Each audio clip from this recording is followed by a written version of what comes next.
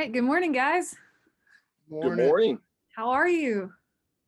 Good. All right. Well, we have a pretty special day coming up in the life of the church that maybe our boys and girls may know a little bit about or may have seen some of, or maybe they haven't. So this is a good time to talk about it. This coming Sunday is the day of Pentecost. Pentecost. That's a big word. Yeah. What does that mean? What does Pentecost mean? Yeah, that's our first question. What is Pentecost? What is Pentecost? Okay. All right. Mm-hmm.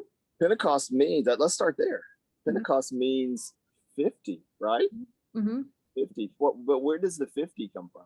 I believe Jesus was on, Jesus was on earth with his disciples, between the time that he rose from the dead and then went back up into heaven.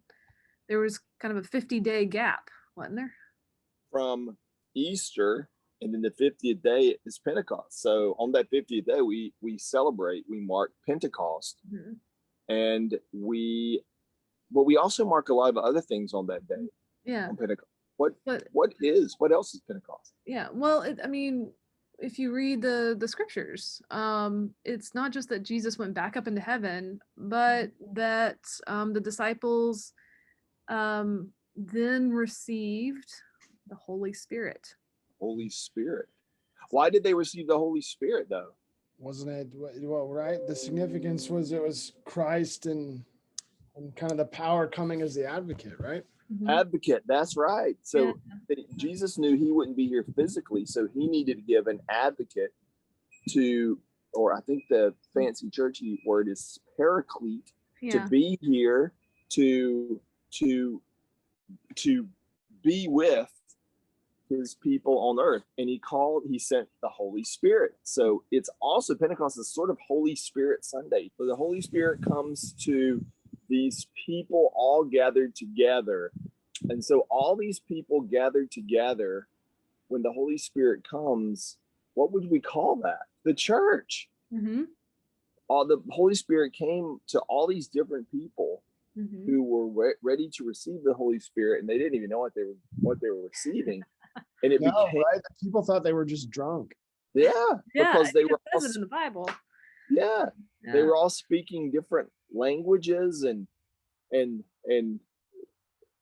it became this thing that we call the church. Mm-hmm. This is told in the story of Acts. Mm-hmm. Mm-hmm. And so it becomes what? The birthday of the church. Happy birthday, church. Happy birthday.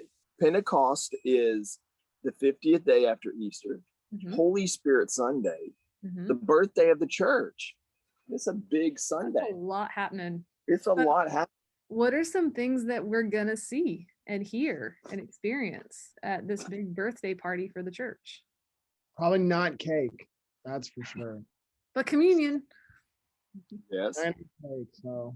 Yeah. That's right. Communion. Well, we'll probably see a lot of red. Why would we see red? The color red. Yeah. Yeah. Yeah. A lot of red. Why would we see the color red? Yeah. It's the traditional color, liturgical, fancy word for churchy color for Pentecost. And we would also maybe see pictures of doves headed downward, descending doves. Why would they be headed down? Because it's the Holy Spirit descending upon the disciples. So the Holy Spirit might look sort of like a dove, or at least that might be what we think of when we think of the Holy Spirit. So the Holy Spirit coming down to us. All right, what else? Well, there's also fire. Yeah. Right? Fire. Oh, yes. Yeah. Because in the story, we hear, if the boys and girls listen closely, they'll hear about how these tongues of fire rested on the disciples, but didn't burn them. So that was a sign of the presence of the Holy Spirit. I think another cool thing that we do in St. Matthew's, and I'm sure other churches do it too, but I like it at St. Matthew's, is that when we get to the part where the people in the story started hearing the gospel and the good news in other languages, or in their own language, but there were lots of languages coming into play because people came from all over the place. We start reading the gospel in different languages. So we have some people in the congregation that know other languages, and they start reading it in other languages just to kind of help us maybe get a glimpse of what that day was like. Absolutely. Absolutely. And so we see pictures of red. We see descending doves and flames, not to be confused with a chicken restaurant. This isn't chicken and flame broiled. This is a descending dove and flames of the Holy Spirit. There's another one too that we see, and I'm sorry for the construction next door, the saw, but anyway. There's also, we see or we hear the Ruach Yahweh, the breath of God. It's the Hebrew. So what is that, Daniel? You're studying Hebrew. The Ruach Yahweh. Breath of God. The breath of God. So when they were in the story that Pastor was talking about, when they read in different languages in Acts, they're all together, all of these different peoples from different places, and they're speaking in their own languages. And so this wind rushes in, and we believe that it may be the breath of God coming among those people who are gathered there. So breath of God. Pentecost is a big day. Yeah. And it's really special this Sunday. Someone's going to get baptized. So another Holy Spirit sighting. Yeah. It's a great day for baptism. Also, this Sunday, we will have our prayer pod leaders be commissioned. So that's like these people, all these sort of different people gathered in our church, and they're going to be commissioned, blessed, and sent out to lead our congregation in prayer. Do we have a third question, Pastor?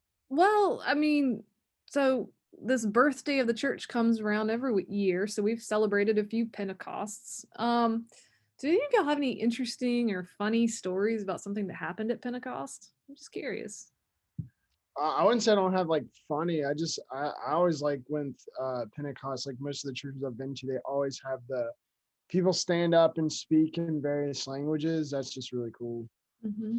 And some do it where they like bring them to the front, and then some do it that they read it through, and then people just randomly start standing, and that was really cool. A few years ago, well, gosh, it's been longer than that. It's probably been 15 years ago, or longer.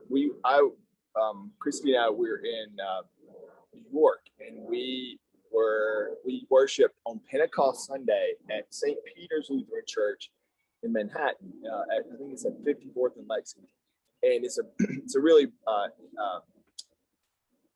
urban. It has an urban beauty.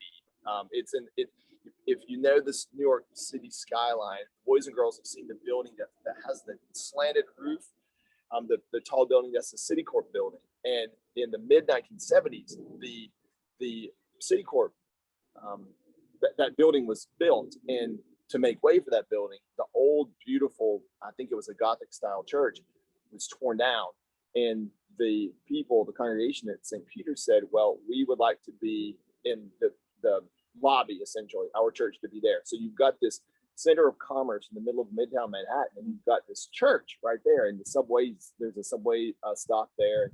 We were there actually maybe 2 years ago, and saw it again. Anyway, we were there on Pentecost Sunday, and they were talking about how, I think it was the year before, or maybe 2 years before that, during Pentecost, they had moved the altar, because you can move the church around, because it's you can move the seats around, and the altar was in the center, and this big open space, and they had all of these banners that were hanging down.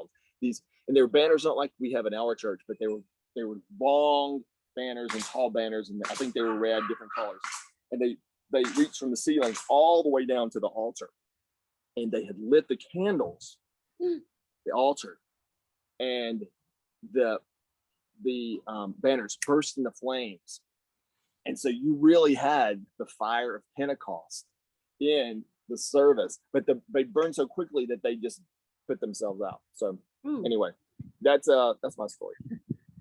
Another one was actually yesterday. We were filming Wham worship, and it's going to be the Wednesday after Pentecost, so that Wham that falls closest to Pentecost. And right when we got to this part about the breath of God, the wind just started picking up and blowing. It was really cool. It's like the story came to life.